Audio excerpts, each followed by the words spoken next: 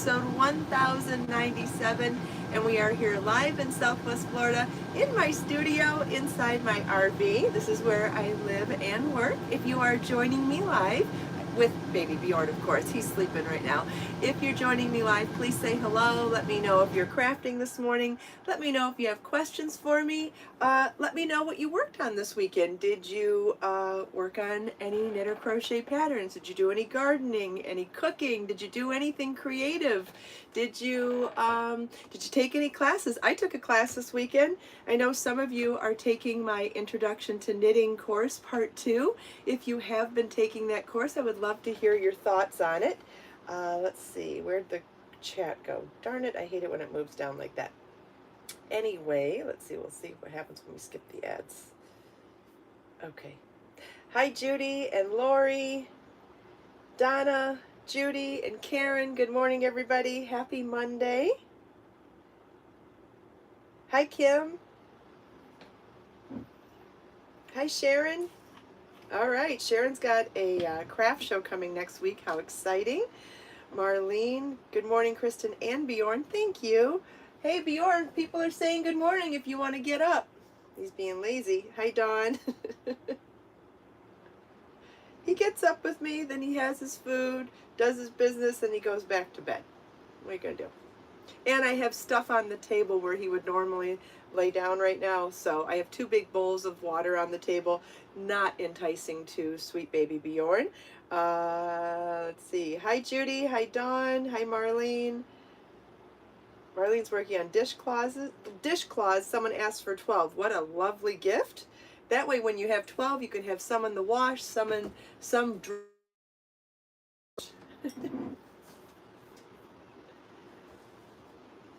Hold on a second. Marlon's calling me. Please don't call. I am live. Hi, Thea and Val. Oh, here he comes. He came to say hi to us anyways. Come on, baby Bjorn. Come on up. So I have a couple things that I wanted to share with you today. First of all, we're going to talk about yarn substitution and blocking for a pattern that calls for a different yarn than you're going to be using. So yarn substitution as well. So, hi, Sandra. Here he comes. He says, yeah, I don't like the fact that there's bowls of water on the table. They won't be here all day, sweetheart. They're just for a few minutes, so I can show everybody how to block swatches and how different the measurements can be when they block them, okay?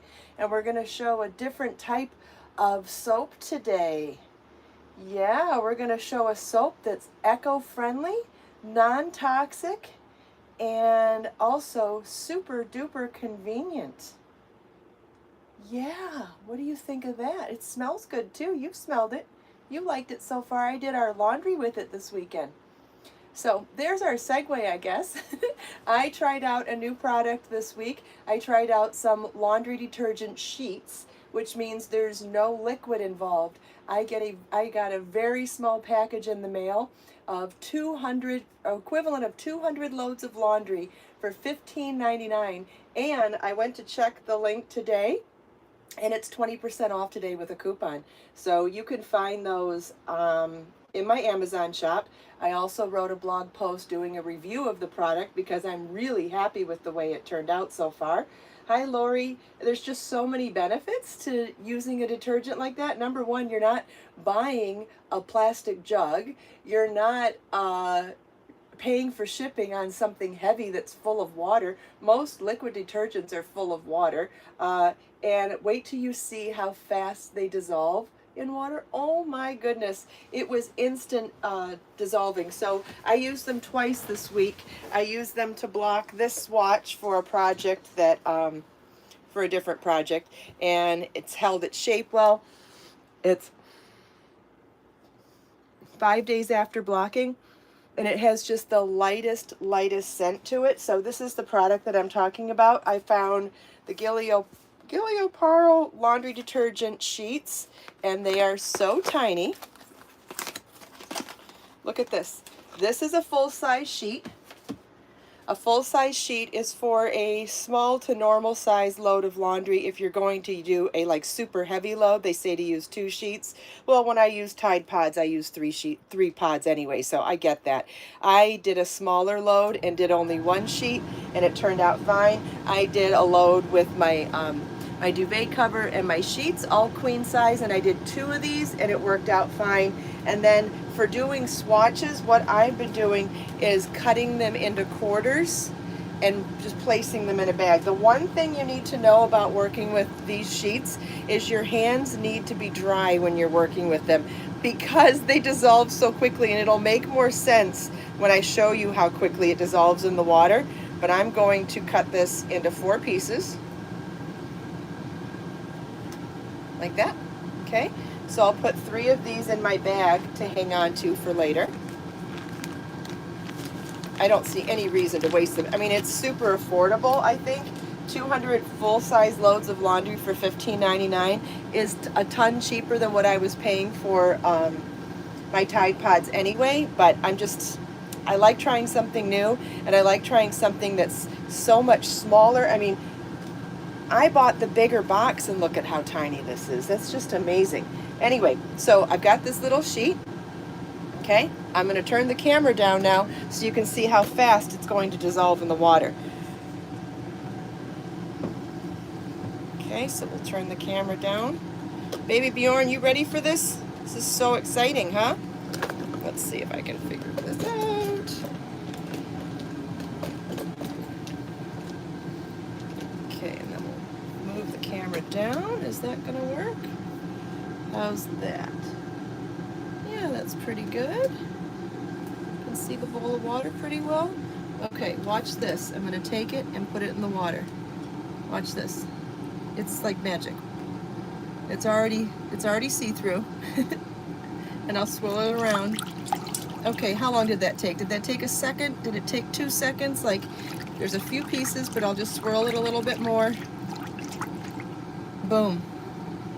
Look at that. Totally dissolved. You notice that it doesn't have a lot of sudsing. It has minimal sudsing. Honestly, as much as we've been conditioned to think that sudsing is a good thing, I want to explain to you what the pluses and minuses of sudsing. Sudsing makes us think that we're washing things, but we're really not. It's actually another surfactant that's added to a soap.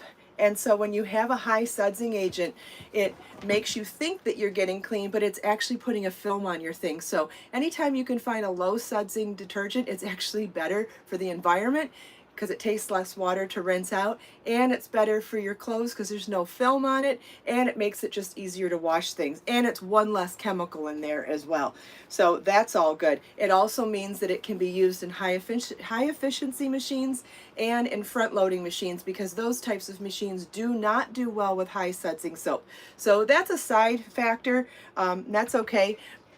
Next, what I wanted to tell you about this is that I am remaking a pattern in a different yarn, because this is something that I feel like, oh, and I've got a review of the soap on my blog, and you can find that here.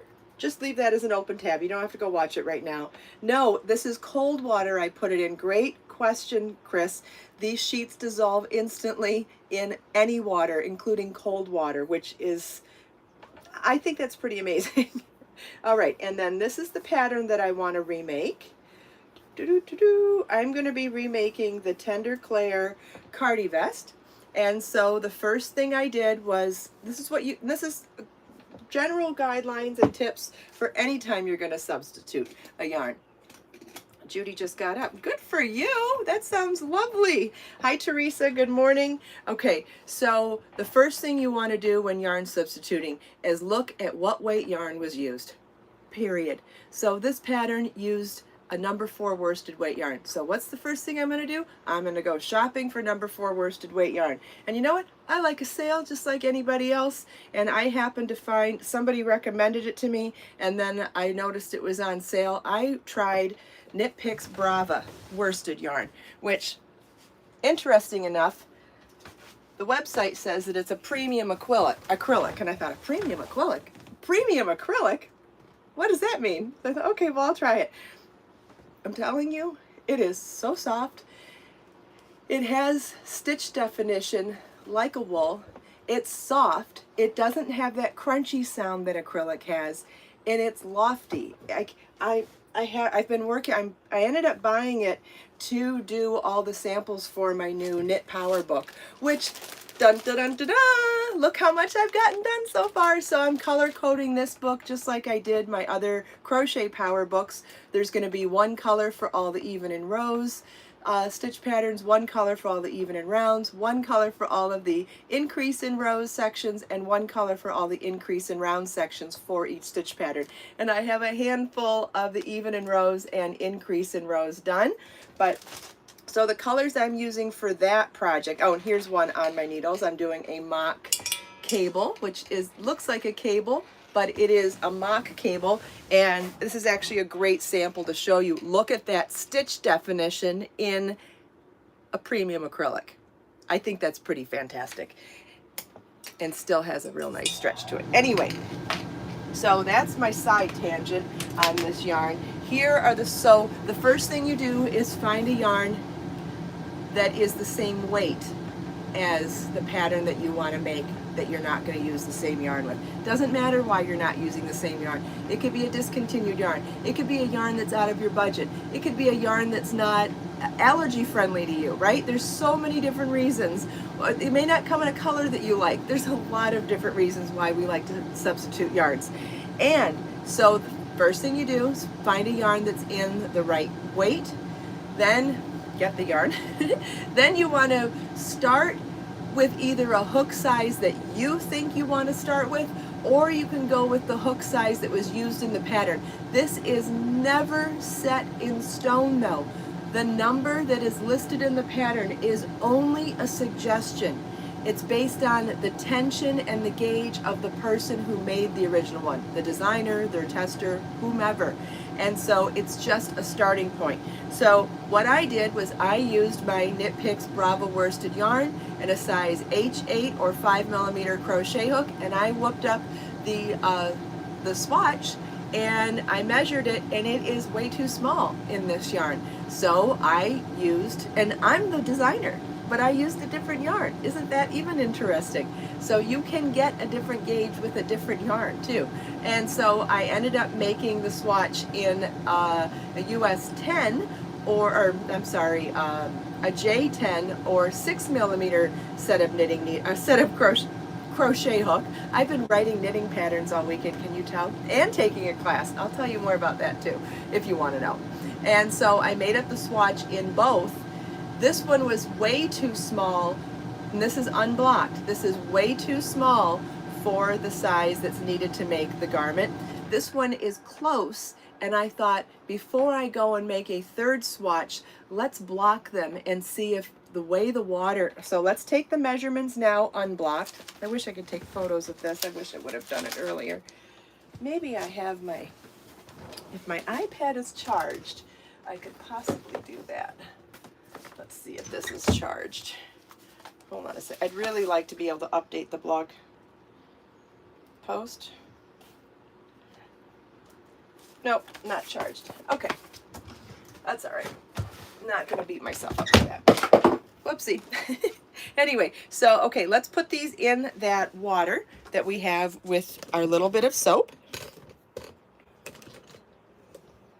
And let's block our swatches. And you can see how very different in size they are already. Now when I'm blocking a swatch, I do not do the whole process nearly as thoroughly as when I'm washing something, and that's for a couple of reasons. Number one, these aren't dirty. When you're washing and blocking something that's handmade, most of the time you're doing it because it's dirty too, and if it's dirty, you want that process of the soap breaking down the dirt and oils in your yarn to release them. So it's really interesting, the chemical process, and I don't mean chemical as in toxic chemicals, I mean the chemistry process when you're washing something. This applies to any soap actually. There is a chemical process of soaps that break down the dirt and the fiber and release them from being attached to the fiber. This goes for t-shirts, linens, whatever, or yarn. And then it's loosening up while it's in here, okay? Once it's loose, you still have to rinse it out. Now this does not have a high sudsing agent, so technically you could call it maybe a no rinse formula, but if you're talking about something that's dirty, these aren't dirty, so you could probably do this without rinsing them for a swatch, but if you're doing something that you're making to wear, you'll want to still rinse it out. So I've got a fresh bowl of water here. Could you do this in your sink? Of course, but I'm trying to do a demo on camera, so I'm going to do it right here in a separate bowl of water. So I'm just going to rinse these out a little bit, and then I'll move my bowls. One other thing you want to make sure that you do or don't do when you're using yarn, meaning a delicate fabric, whether it's knit or crochet, lace, whatever. These are things that are made by hand. You do not want to wring them like this. You can distort your stitches, and with some cases and some fibers, you can even destroy your stitches. So you want to make sure you never twist when you're expressing that water out. I'm going to move my bowls.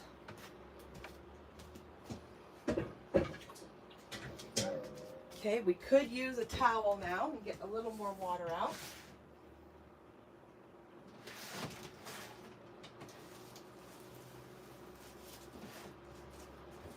So one of the things I really like to do when I'm blocking something, again, whether I'm blocking it to wash it and lay it flat to dry, or whether I'm blocking it to, and sometimes with manufactured yarns, in the process of making the yarn, they add oil to the yarn for the process of spinning it and making it. And that's another reason why blocking is so important, because your yarn actually comes with some oil attached to the fibers. You ever notice that a yarn blooms? You ever hear of anyone talking about the fact that a yarn blooms when it's been washed? And that blooming process is actually because the manufactured yarn had oil.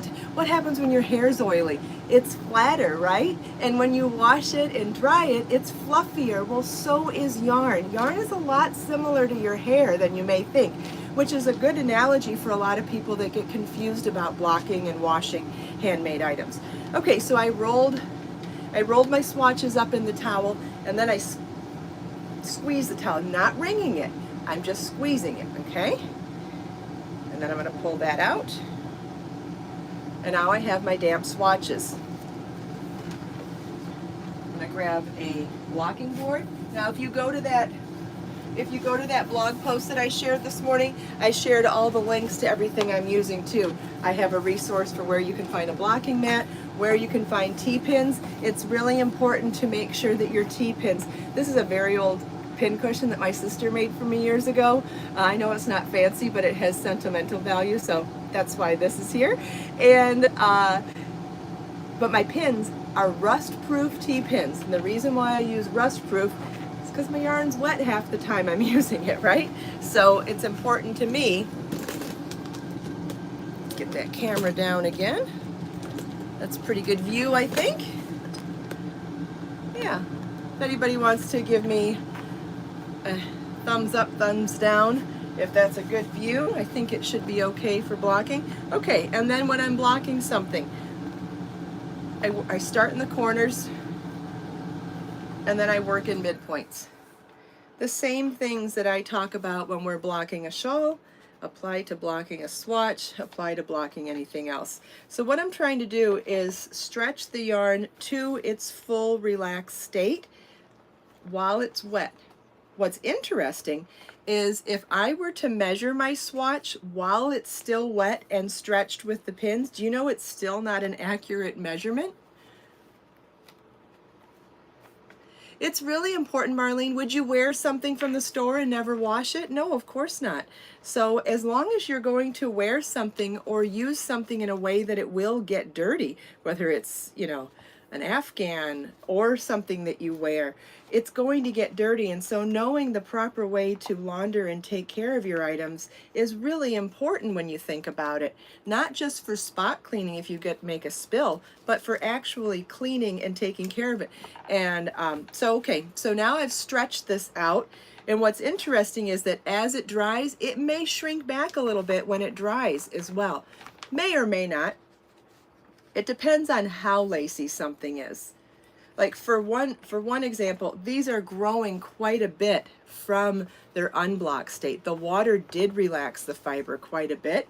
But what my point is that if you really want to be super accurate and you're making something that has to fit, whether it's a hat or a sweater or something that truly needs to go over your head or around your body, size becomes very important. When making something that doesn't have to fit, size is nowhere near as important.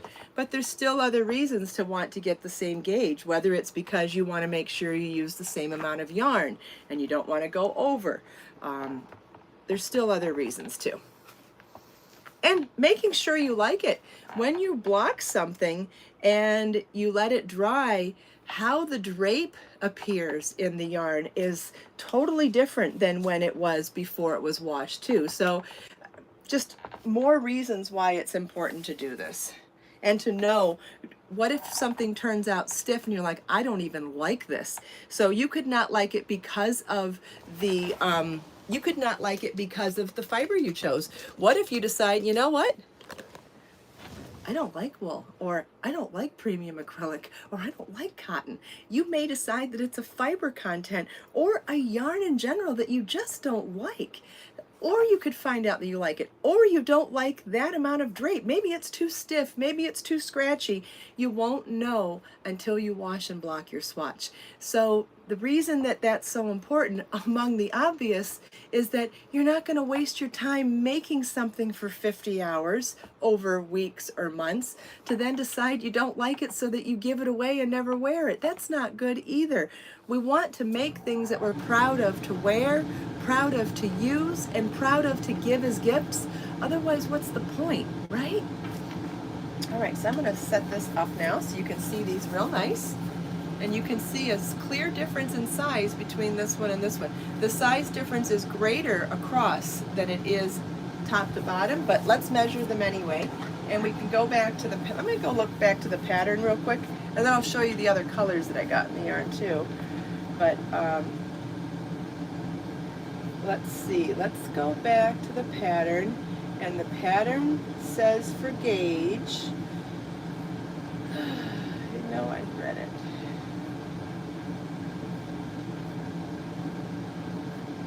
It's in the pattern, so let's see.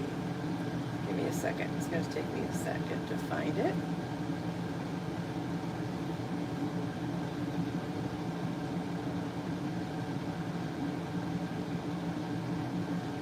Right, where did I go?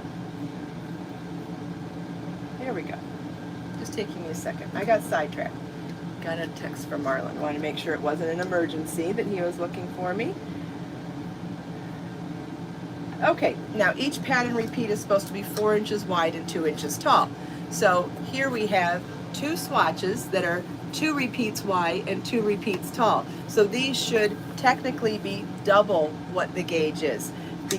And I always like to do a bigger swatch than what is called for in the pattern, because then you can take an average. We're human beings and our tension is going to vary throughout any project, and you can get a much better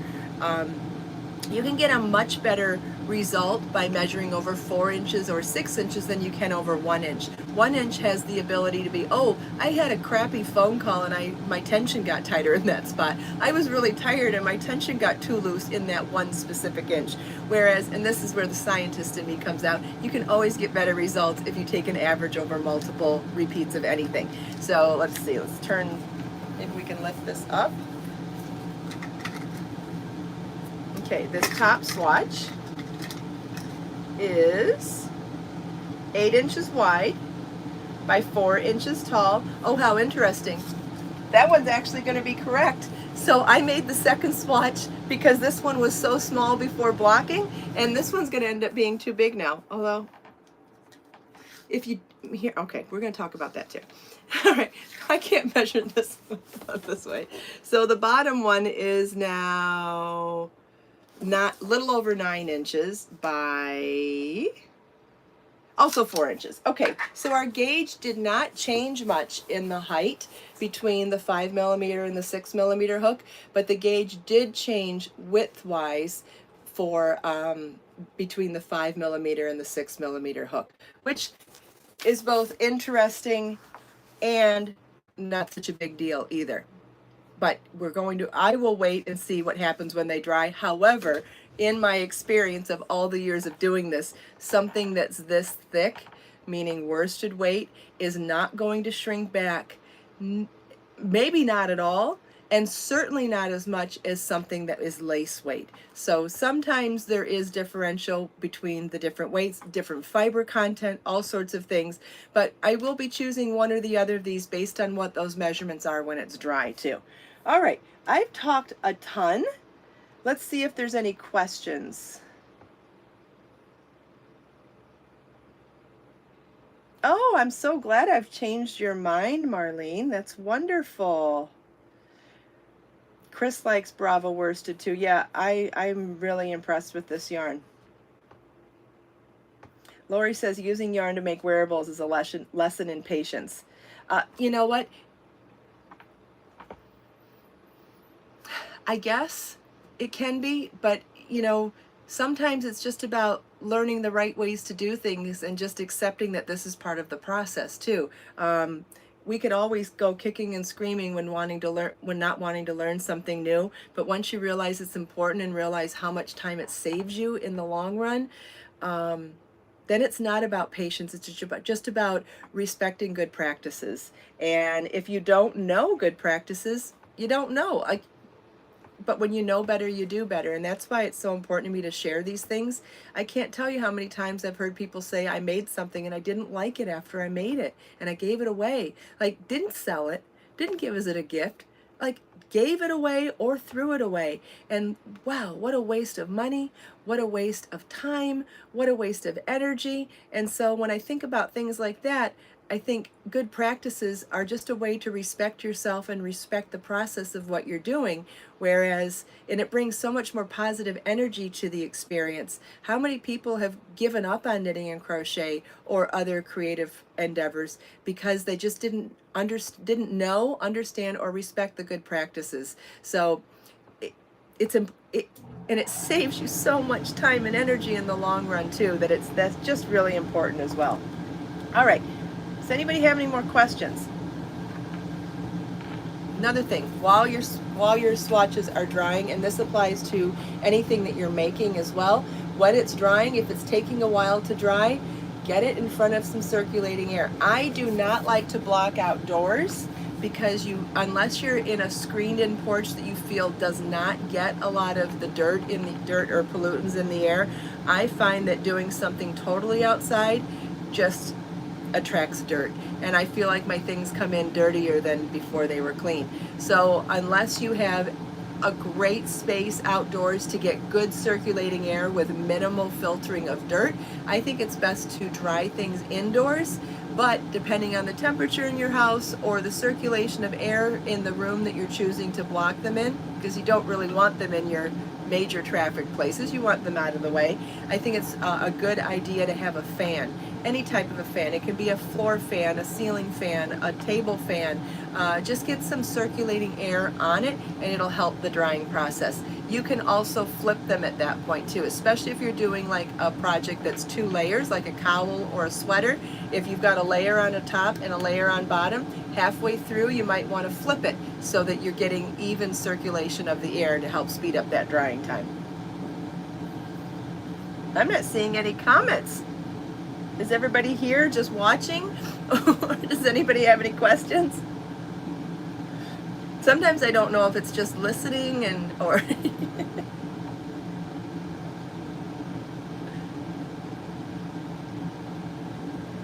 I do have one more thing I want to just learning. Okay, great, Teresa. That's perfectly fine. Watching and listening. Hey, that's awesome. I'm so glad that I've talked about something that interesting.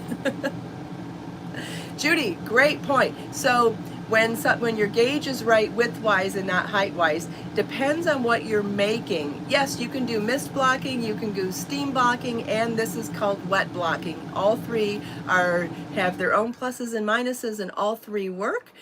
We can do a comparison of them another time. I have done some videos on that in my, I believe I did a demo of all three blocking styles in Introduction to Knitting Part 1. That is one of the chapters in that course. Let's see, just learning. I would say a spray bottle and misting would be better for a swatch and not as good for a finished garment, because when it comes to finished garments, again, we're wearing them. We want them to be clean after we've worn them. So wet blocking is always going to give you a better thorough cleaning. Yep, if you don't do it, you can definitely waste your time and ruin your positive energy that you put into something. Definitely. Okay, we can talk about when gauge is more important width-wise and length-wise, but we won't have time to do that today, but we will do that again soon because that's a good project, a good subject to talk about. But I wanted to share one more thing with you today. The Crochet Design Challenge is finished. Not finished. Well, the first step is finished. All the voting is done. So if you're interested in seeing what everybody, what the results are, you can find them here. So let's see, the Cardi Wrap was the chosen project, the Stitch Pattern C was the chosen stitch pattern, and what color yarn was chosen? I think it's a tie between two of the yarn colors, so I'll end up choosing from there. But I thought you'd be interested in seeing the results, and I will either update that blog post or link to future blog posts within that theme for all of the updates of the Crochet Design Challenge, because it's going to be really fun sharing all the behind the scenes with you as I continue to work on that. All right, does anybody have any other questions? And again, the blog post that talks about all the things that I showed you today is the most recent post on my website, and you can find that here. All of these links are going to be in the video description when the show's over, so you can always find all of this there too, because we talked about not only the blocking and the product review of the laundry sheets, but we also talked about this stitch pattern, a different Knit Picks Brava yarn, and we also talked about the Claire Tender Cardi Wrap Vest. So we talked about a bunch of stuff today, and all of those links will be organized into the video description in the next couple hours. So if you decide you have questions that you didn't think of while we were live today, always feel welcome to leave your comments in the fixed comments in the recorded video, because I get notified from them all day long, and I certainly reply to them as best as I can too. All right, thank you all so much for taking time out of your busy day to spend a few minutes here with me. I hope you enjoyed my product review, my tutorial, my tips, chatting with me and everyone else, and our little cameo from Bjorn. Let us make time to create, share, and inspire today and every day. Have a wonderful day, everybody, and I'll see you tomorrow. Bye-bye.